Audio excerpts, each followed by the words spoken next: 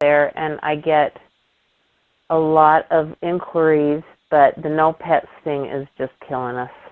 But for a house, you know, 4-bedroom house, people just want a pet.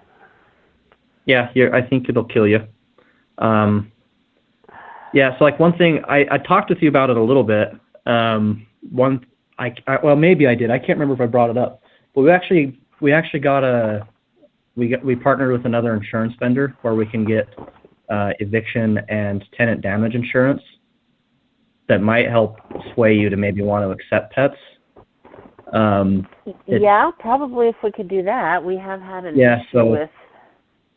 Yeah, because it's $65 a month is what they charge us, and well, that let's can just charge that to the tenant. Tell them if they want a pet, they can have a pet if they pay the $65 a month.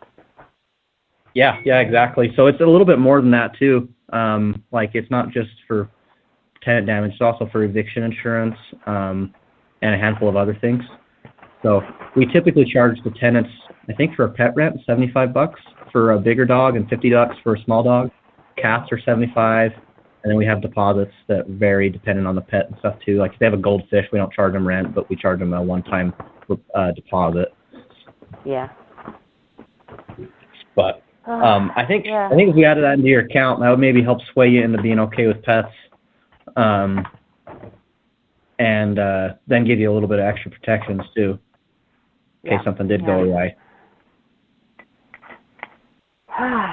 So, and then, of course, did you say when they have pets, did you say you do it with pets, or was that Jared Gonzalez who said no pets? It depends on you.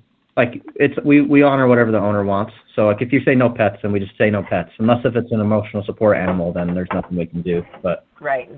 You guys do. We don't, because as a single-family home, we don't have to take emotional support animals as the owners. But you guys will. Depending on how many you only own one, right? Only one single-family home, yeah. Yeah, you might want to look into the law, because last time I brought that up with my lawyer last time, and there's also some like extra restrictions too. Like if you have another multifamily, or if you don't live in a certain area distance, there's like a handful of things that you have to meet in order to say no to emotional support animals. Okay.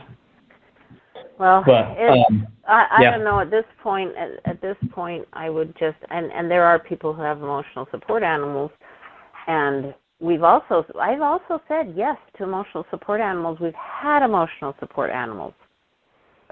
Service animals, I'm all like, sure, it's a service animal, it's trained. Yeah.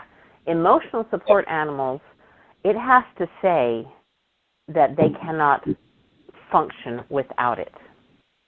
That's which they all understood. Almost every letter does.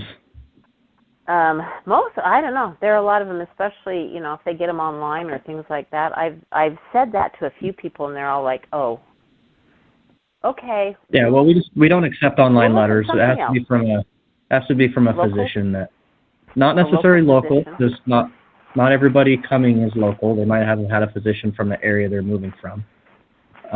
But we just make sure that they're a legit physician and not just a free online, or like go pay $25 and get an ESA letter online. Like we make sure they're a legit corporation, like they actually service patients. HIPAA laws and stuff prevent us from like calling and verifying those. But we just make sure that the letter is actually from a real place that would service somebody with those issues, Right. And then we have an addendum we do for the ESAs too that reminds them that they could be evicted if the pet doesn't keep care of the property.